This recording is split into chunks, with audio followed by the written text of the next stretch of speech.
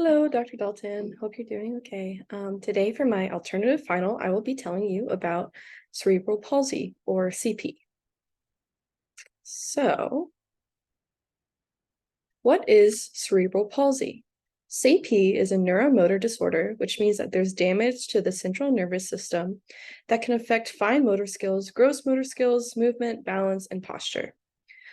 So the cause of CP or the etiology, there are many causes of it, and some of the causes can be fetal stroke, random gene mutations, maternal infections, traumatic brain injuries, asphyxia during labor, and other infections that can cause brain inflammations. The most common cause of CP is unknown.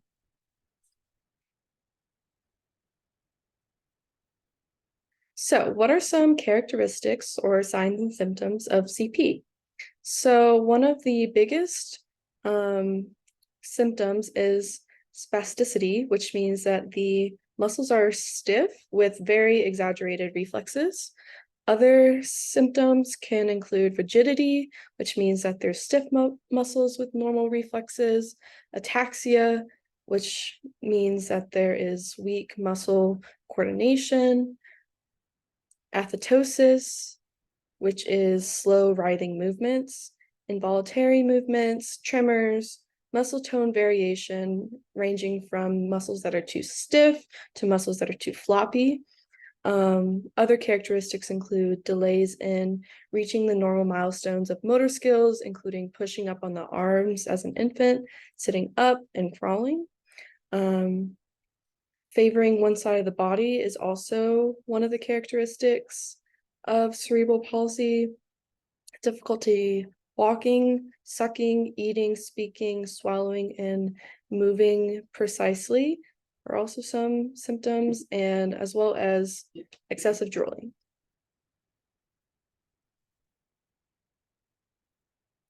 So, who is affected by cerebral palsy? So, cerebral palsy is only the people who are affected by cerebral palsy are only kids. So kids can only be diagnosed with cerebral palsy because the onset of CP occurs at birth or shortly after. According to the CDC, 1 to nearly 4 per 1,000 live births or per 1,000 children are affected by CP. It is the most common motor disorder in childhood, and there is a higher prevalence for children born premature or underweight. It is a non-progressive disorder, which means that it does not get worse as the child grows older. However, there is no cure for CP, but treatments such as physical therapy and speech therapy can help significantly. So, when does CP occur? So, damage or abnormal development of the brain, which causes cerebral palsy, occurs before, during, or shortly after birth. So there's congenital CP, which means that the damage to the brain happened before birth or as soon as they were born, the child is born with the condition. And causes of that can include damage to the white matter of the brain, abnormal brain development, bleeding in the brain, and lack of oxygen in the brain. Another type of CP is acquired CP, which occurs 20 days or more after birth. And so causes of this can include brain damage, infections, including meningitis, encephalitis, untreated jaundice, issues with blood flow to the brain, stroke, blood clots, abnormal blood vessels, heart defects or sickle cell disease, and head injuries. So, what are the types of CP? So, there are 4 types of CP. The first, which is the most common, is spastic cerebral palsy, and it affects nearly 70 to 80% of people with CP. As we can see here, it is caused by damage from the motor cortex. And spastic cerebral palsy presents itself as stiff movements resulting from increased muscle tone. And then the next type is dyskinetic cerebral palsy, which means that there are uncontrollable muscle movements that can be slow or rapid. There are difficulties moving hand, arms, feet, and legs. The face or tongue can be affected, which produces difficulties with sucking, swallowing, and talking. The muscle tone can vary from being too tight to too loose. And as we can see in the diagram, dyskinetic cerebral palsy results from damage to the basal ganglia. Another type of cerebral palsy is ataxic, which shows itself with problems with balance and coordination and shaky movements. So the biggest thing about this is that it affects balance and trying to understand the space around you. And it arises from cerebellum damage. And then the last type of cerebral palsy is mixed cerebral palsy, which includes symptoms from multiple types of cerebral palsy, so spastic, dyskinetic, or ataxic. And the most common is spastic dyskinetic cerebral palsy. As we can see here, the cerebral cortex is affected by spasticity. The dyskinetic cerebral palsy is affected by is caused by damage to the basal ganglia. The ataxic is caused by damage to the cerebellum, and mixed is caused by damage to multiple areas of the brain. Okay, so how does CP affect body movement?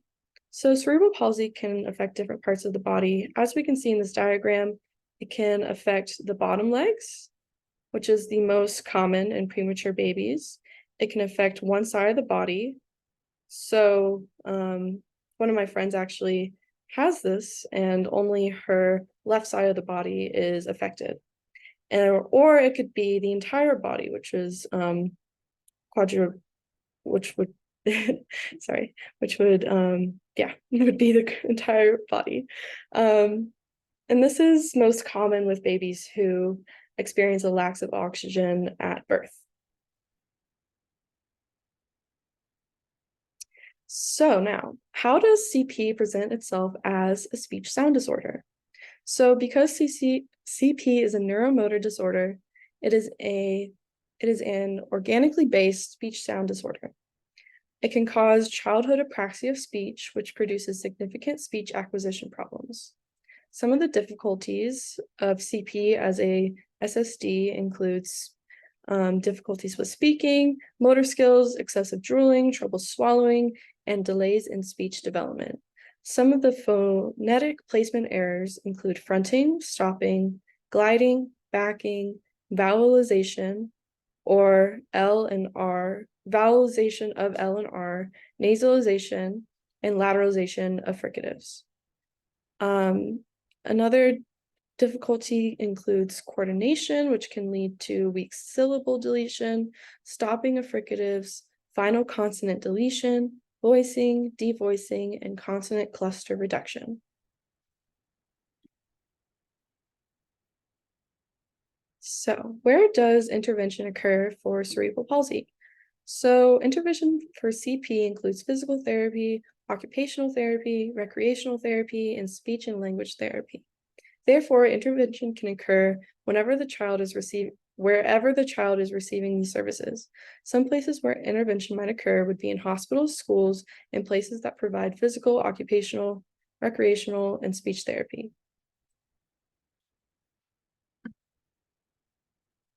So why did I choose cerebral palsy as my topic?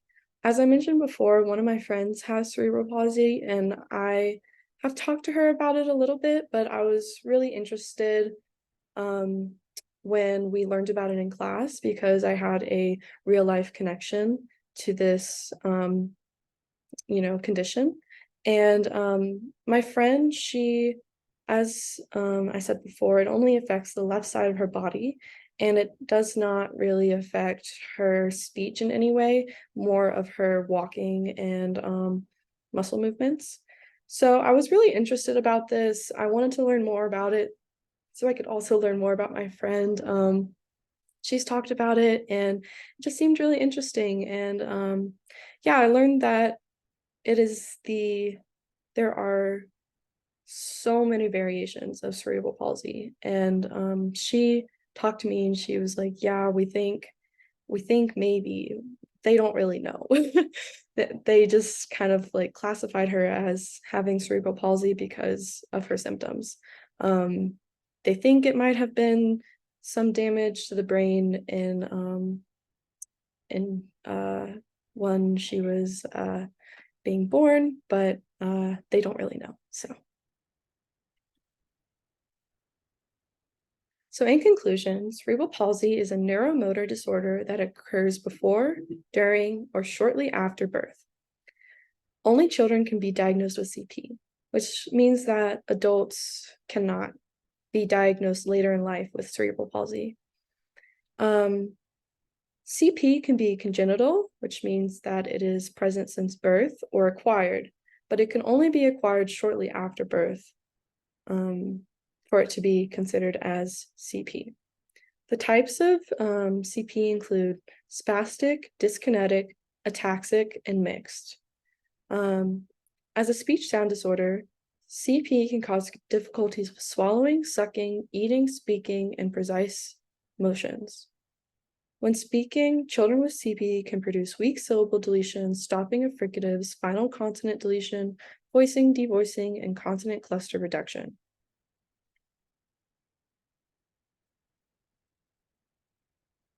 Thank you. And then here are my resources.